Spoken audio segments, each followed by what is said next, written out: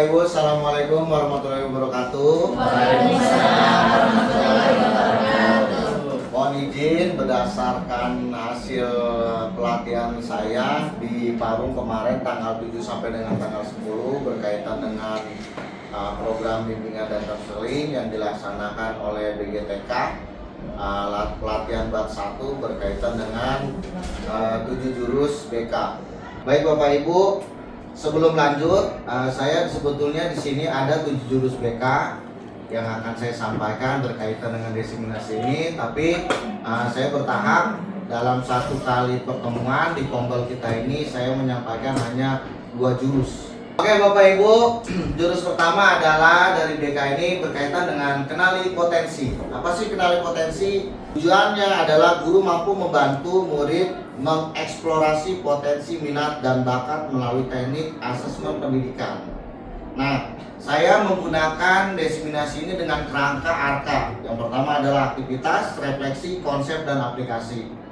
Di aktivitas ini kita akan melaksanakan asesmen, 3 asesmen. Pertama gaya belajar, tes kemampuan majemuk, dengan satu lagi yaitu minat dan bakat untuk peserta didik lanjutan sekolah menengah atas. Yang selanjutnya itu kita konsep.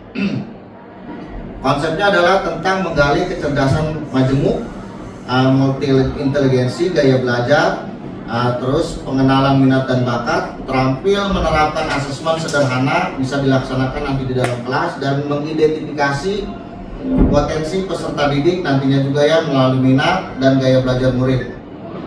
Menginterpretasi hasil gaya belajarnya nanti berupa diagram ya Bapak Ibu, serta mengintegrasikan data asesmen ke dalam layanan BK. Ya nanti Bapak Ibu hasilnya mungkin bisa diserahkan, tapi nanti ya itu di tahap selanjutnya. Lalu praktek bimbingan ini membuat rencana karir sesuai dengan kecenderungan kecerdasan majemuk yang akan kita laksanakan.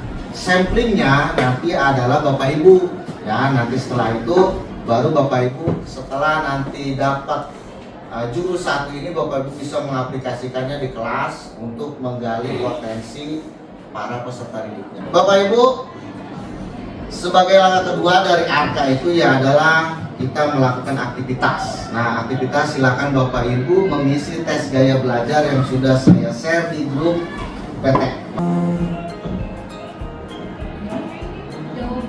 Ya, tes sekarang. Ya. Tes sekarang ada di bawahnya. Yang gaya belajar dulu. Nah, gaya belajar. Ada kan? Ada. Oke. Ya.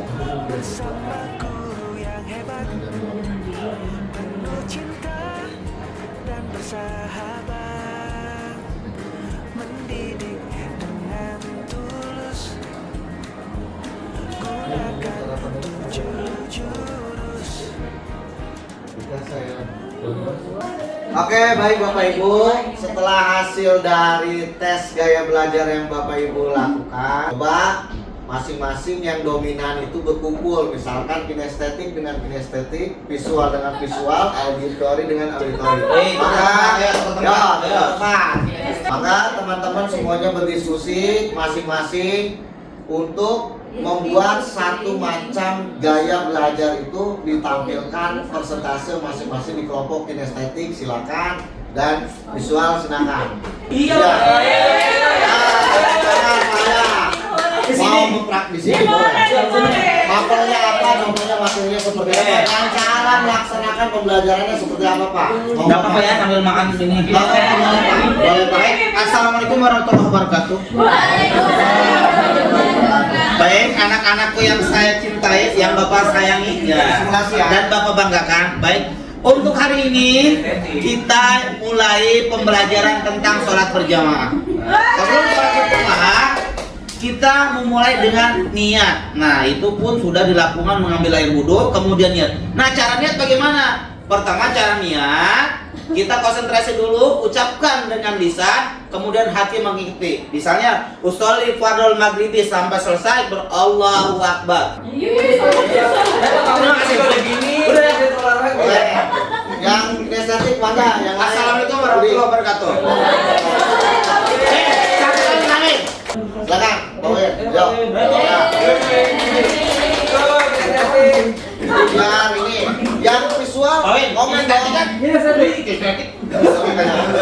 Ya, assalamualaikum warahmatullahi wabarakatuh. Ya, sama diskusi. Boleh perkenalan Praga. Terkait dengan gaya pembelajaran kinestetik yang saya lakukan selama belajar itu, apalagi dikaitkan dengan sebuah model pembelajaran ya, kayak problem based learning. Kalau saya tuh di kinestetik itu saya cuma misalkan melakukan, ya silakan gerakan, atau kalau secara model pembelajaran based learning masalah, saya hanya melakukan menyuruh anak misalkan silakan lakukan dribbling, apa yang kalian tahu tentang dribbling Ya. dari saya. Singkatnya seperti ya. Oke. Terima kasih. Mungkin yang kinestetik masih ada atau mau menanggapi yang visual? Silakan yang visual, nanti yang kinestetik tolong menanggapi. Ya. Maka Brian, silakan. Waalaikumsalam warahmatullahi wabarakatuh. Ya, ini tentang cara atau pembelajaran visual. Nah, mungkin kalau pembelajaran visual, apalagi kalau di matematika, dan cenderungnya saya memang lebih ke dominan kayaknya otak kiri gitu ya. Jadi mungkin kalau untuk beberapa orang gitu, mungkin pembelajaran visual atau orang dengan yang gaya belajarnya visual atau orang dengan yang dominan di otak kiri, jadi lebih banyak mengamati, lebih banyak memperlihatkan gitu ya, misalnya dengan alat peraga atau media gitu. Jadi pembelajaran visual ini juga nggak menutup kemungkinan untuk memperlihatkan visualisasinya itu yang lebih dibikin secara menarik itu tadi gitu. Jadi walaupun mungkin secara kegiatan pembelajarannya kurang kreatif, kurang menarik, tapi ada beberapa hal yang bisa ditampilkan secara menarik melalui yang media visual itu tadi gitu. Jadi bisa jadi ditampilkan games yang game edukasi yang menarik ya, karena kan sekarang banyak ya, bisa download gampang gitu dibandingkan dulu mungkin nggak banyak pilihan. Nah kalau sekarang itu lebih banyak pilihan, jadi bisa download, bisa malah sekarang banyak yang jual ebook, jual template gitu ya.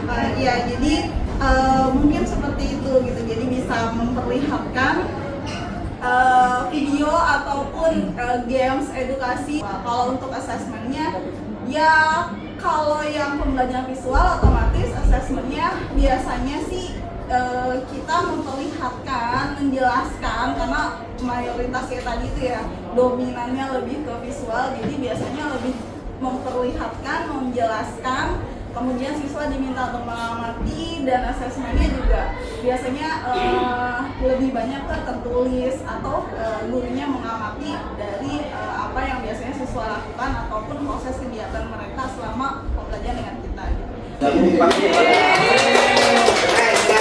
Gimana, cukup? Ada yang mau bertanya dari kinestetik? Cukup? Jelas ya. Ya, oke. Nanti mungkin bisa dibahas lebih lanjut di kompol kita ya. Kalau mudah-mudahan ini bisa membantu Bapak Ibu dalam melakukan proses pembelajaran dan bisa lebih memudahkan. Untuk Bapak Ibu, ini sebatas hanya menyampaikan saja. Itu urgensi asesmen. Nah, ada 4 komponen dalam melakukan tes ya. Ada urgensi asesmen, tes Holland, lalu multi inteligensi dan gaya belajar. Kita sudah melaksanakan gaya belajar, lalu nanti kita laksanakan kembali multi inteligensi dan tes bakat Holland melalui research ya. Nah, tetapi yang biasa digunakan Bapak Ibu hanya 3 komponen ini saja. Ya, ini bisa dilihat dari mulai deskripsi sampai dengan indikator pengukurannya. Nah, ini untuk kita memahami langkah-langkah strategi untuk melakukan proses pembelajaran. Apa sih itu inteligensi atau kecerdasan? Disebut kecerdasan jika perilaku itu dilakukan secara berulang, ya terus menerus, atau disebut dengan kesinambungan. Yang kedua adalah proses kreativitas, proses trading, dan yang ketiga adalah problem solving. Bagaimana kecerdasan itu mampu mengatasi proses suatu permasalahan yang dihadapi. Bukan hanya permasalahan dalam proses pembelajaran, tapi proses pemecahan masalah dalam kehidupan sehari-hari oleh peserta didik. Oke, Bapak Ibu, sekarang sebelum next, ada tes selanjutnya yaitu tes kemampuan inteligensi. Silakan Bapak Ibu diisi, nanti kita kelompokkan kembali.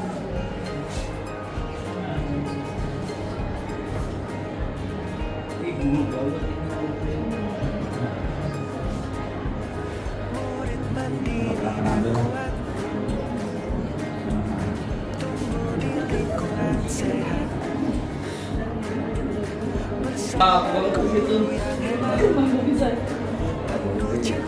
semangat, iya lah. Jadi saya suka menari juga. Jalan atau arah yang saya dapat menemukan jalan atau arah yang benar. Oke ya teman-teman, udah semua kan anak udah ya? Ya oke baik teman-teman. Hasil dari multi tes inteligensi itu kan ada beberapa kategori, ada 8 ya, dari mulai interpersonal, ada intrapersonal sampai dengan logika matematika, ada 8. Nah bisa kita lihat ini beberapa tokoh besar dari hasil tes kecerdasan majemuk ini masing-masing di antara 8 tadi tes kecerdasan ini. Nah masing-masing juga mempunyai kecerdasan yang berbeda-beda. Nah, oke lah ya, lanjut ya. Di kaki ya.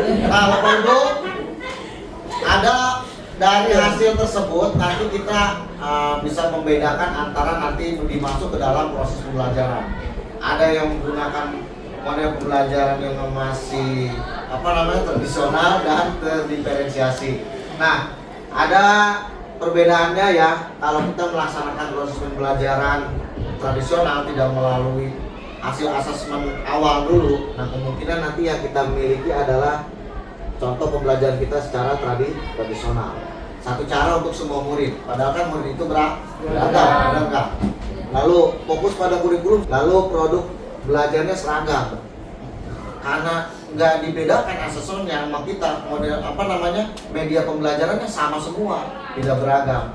Lalu juga membuat murid kadang-kadang pasif. Ketika dilakukan suatu diferensiasi yang dilaksanakan yang pertama adalah banyak cara yang kita lakukan sesuai minat dan bakatnya.